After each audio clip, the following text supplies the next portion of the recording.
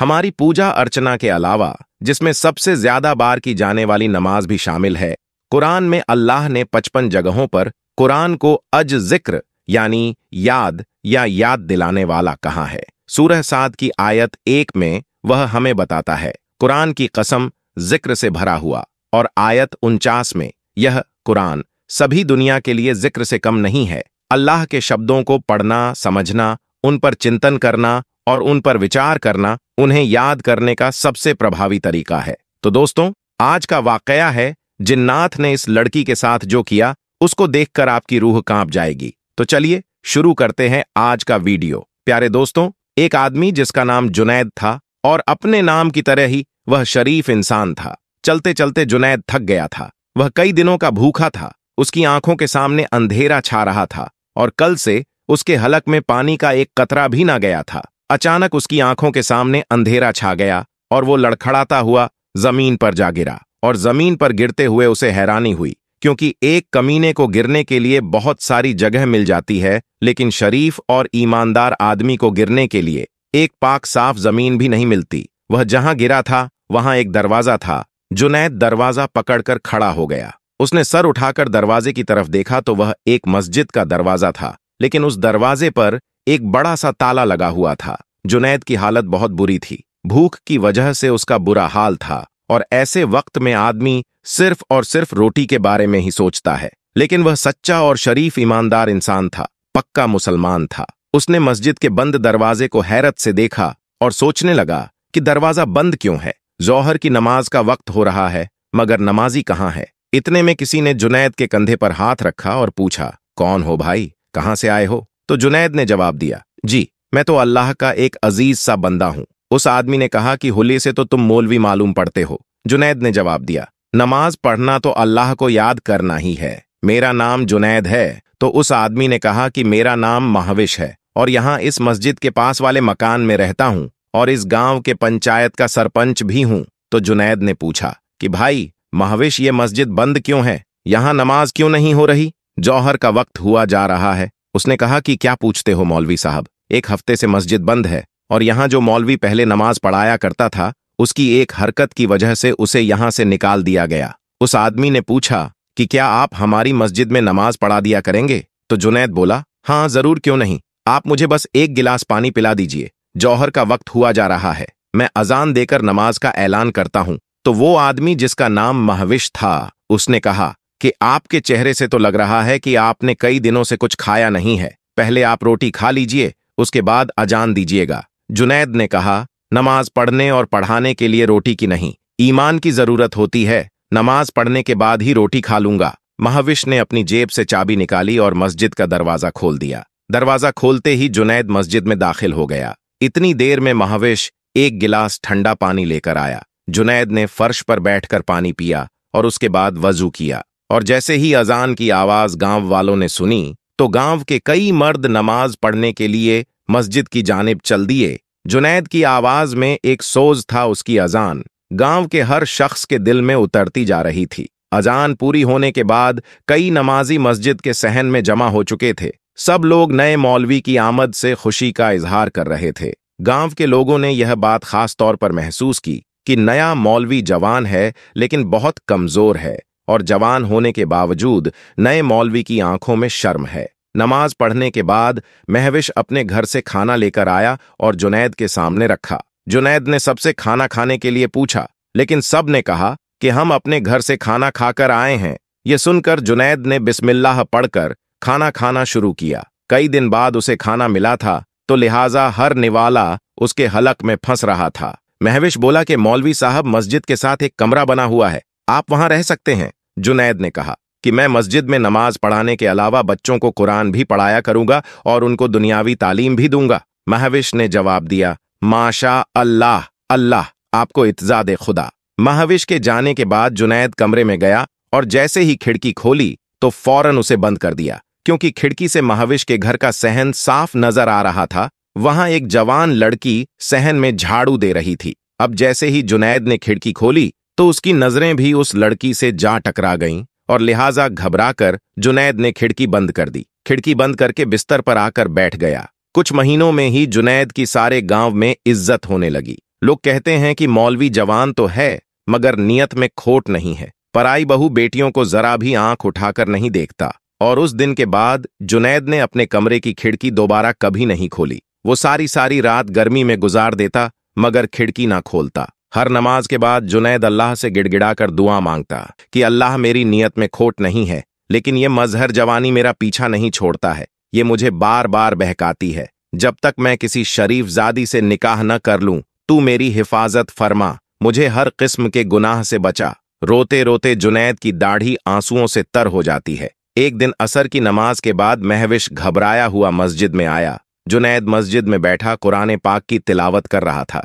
वो कहने लगा, बेटा जरा मेरे बेटे हंसू को आकर देखो, वह अजीब अजीब हरकतें करने लगा है। कभी वह अपना सिर दीवारों से टकराने लगता है तो कभी उसके मुंह से अजीबो गरीब आवाजें निकलती हैं। जल्दी चलो बेटा, मेरे बेटे को देख लो, उसकी मां बहुत परेशान है। जुनैद महविश के साथ उसके घर की तरफ दौड़ पड़ा। जब कमरे में दाखिल हुआ तो उसने देखा कि 14 साल का एक लड़का चारपाई पर लेटा है। उस लड़के के हाथ पैर चारपाई के साथ बंधे हुए हैं। उसके सिरहाने उसकी मां बैठी हुई है और पास ही में वह लड़की खड़ी है जिसे जुनैद ने पहले दिन खिड़की से देखा था। जुनैद की नजर पड़ी तो उसने फौरन अपनी आंखें नीचे कर लीं और उसने कहा कि मुझे एक गिलास पानी लाकर दो। जुनैद को पानी का गिलास दे दिया गया। अब आप लोग दीवार के साथ खड़े हो जाइए और कोई भी मेरे काम में दखल नहीं देगा। इसके बाद जुनैद ने हंसू के हाथ और पैर खोल दिए और फिर कुरानी आयत की तिलावत शुरू की। जुनैद ने बुलंद आवाज में कुरान मजीद की तिलावत शुरू की।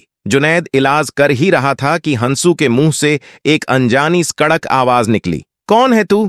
क्यों मुझे तंग कर रहा है? जुनैद ने कहा, तू कौन है? इस मासूम बच्चे को क्यों तंग कर रहा है? जिन्न जोर से दहाड़ा और बोला, इस बच्चे ने, इसके दोस्तों ने मुझे बहुत परेशान किया है, मुझे जख्मी किया है। तो जुनैद बोला कि इस बच्चे ने तुम्हें तंग कैसे किया? तुम्हें कैसे जख्मी किया था? तो वो जिन्न ने बोला, कल जब मैं इस गांव से गुजर रहा था उस वक्त मैं एक जानवर के रूप में था, तो इसने और इसके शरारती दोस्तों ने मुझ पर पत्थर बरसाए। जुनैद बोला कि हाँ, यकीनन इन्होंने गलती तो की है, लेकिन इनकी गलती कि मैं तुमसे माफी मांगता हूं और यकीन दिलाता हूं कि आइंदा यह कभी किसी बेजुबान को तंग नहीं करेंगे। हंसू को सजा मिल चुकी है, मेहरबानी करके अब तुम इसे छोड़ दो, तुम्हें कसम है। बचा हुआ पानी उसके ऊपर डाल दिया। पानी डालते ही हंसू के मुंह से एक जोरदार चीख निकली और वह तड़पने लगा और कहने लगा कि हाय हाय, जालिम, मुझे मार डाला, जला डाला, ये अच्छा नहीं किया तूने। इसके बाद जुनैद हंसू की तरफ बढ़ा और कहा कि तुम अब कैसे हो? तो उसने कहा, मैं ठीक हूं। महविश ने कहा कि मौलवी बेटा, तुम्हारा बड़ा एहसान है हम पर। तो जुनैद ने कहा, मैंने कोई एहसान नहीं किया है, यह तो अल्लाह पाक की कलम का असर है, हालांकि पाक कलम में बहुत बरकत है। यह कहकर जुनैद ने अपना बैग उठाया और एक कलम और एक दवात निकाली। दवात खोलते ही पूरे कमरे में जाफरान की खुशबू फैल गई। जुनैद ने कलम को जाफरान में डब्बो दिया और ताबीज लिखने लगा था। ताबीज लिखने के बाद जुनैद ये ताबीज महविश के दाएं हाथ में दिया और कहा कि इस ताबीज को चमड़े में लपेटकर हंसू के सीधे बाजू पर बांध देना। इस वाक्य के तीसरे दिन असर की नमाज के बाद जुनैद मस्जिद में बैठा हुआ था तो हंसू भागता हुआ आया और सलाम करके कहने लगा कि आपको अब्बा जान ने बुलाया है।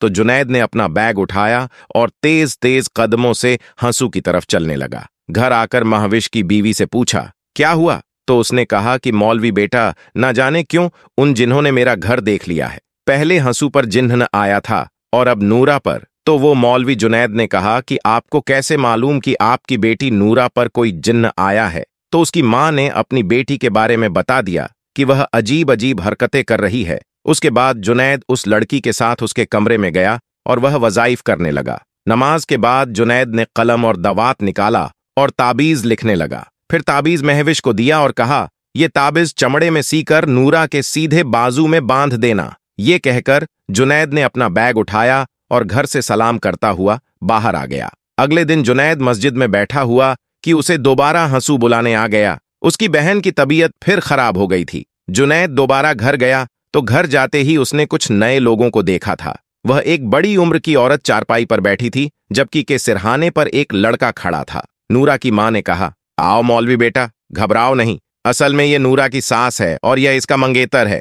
जुनैद ने कहा कि अल्लाह ताला के कलम की बरकत से वह जिन्नजादी यकीनन नूरा का पीछा छोड़ देगी। कल मैंने जो ताबीज दिया था वह नूरा की बाजू पर बांधा था या नहीं। तो उसकी मां ने कहा कि मौलवी बेटा, मैंने तो रात को ही उसके दाएं हाथ पर ताबीज बांध दिया था, लेकिन सुबह देखा तो वह ताबीज उसके बाजू पर नहीं था। नूरा से भी पूछा, मगर उसे भी मालूम नहीं था कि रात के वक्त यह ताबीज कहाँ गया। इसके बाद जुनैद सबके साथ कमरे में चला गया और इलाज शुरू कर दिया और कुरान पाक की तिलावत और वजीफा पढ़ता रहा और उसे कहने लगा कि तू जिन्नजादी है, औरत है, इसलिए मैं शराफत से कह रहा हूं कि इसे छोड़ दे, इसकी शादी होने वाली है। अगर तूने इसे नहीं छोड़ा तो यह सुनकर वह बोली कि शादी वह भी इस लड़की की भूल जाओ, क्योंकि वह शख्स जो कि इस लड़की से शादी करेगा वह शादी की पहली रात ही दर्दनाक मौत से मारा जाएगा, और यह मेरा वादा है और यह पत्थर की लकीर है। उसकी बात सुनकर उसकी होने वाली सास और मंगेतर का रंग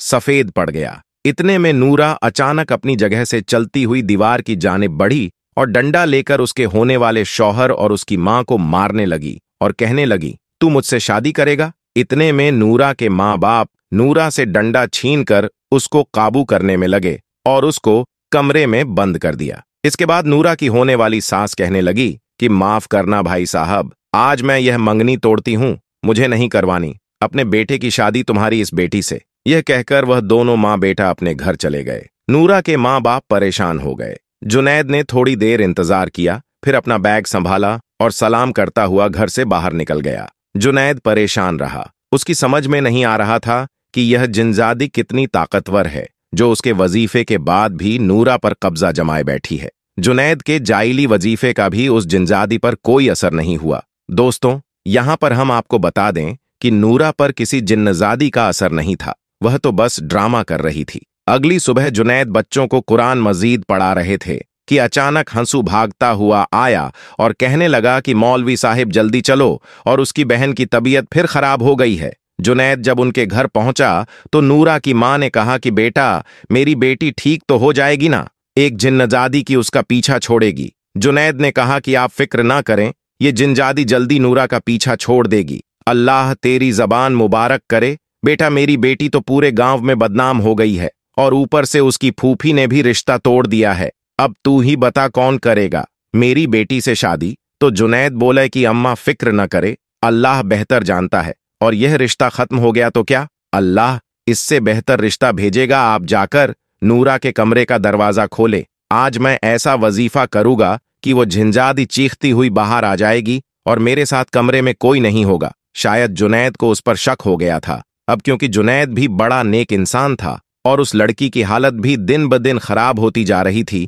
इसलिए जुनैद आहिस्ता से चलता हुआ नूरा की चारपाई के पास आया और नूरा चारपाई पर बैठी हिल हिल कर अल्लाह की वील्ह कर रही थी। जुनैद चारपाई के पास पहुंच गया, थोड़ी देर तक नूरा को देखता रहा और फिर बोला, नूरा अब तुम ये नाटक बंद कर दो, तुम्हारे ऊपर कोई जिनजादी नहीं है, मुझे मालूम है।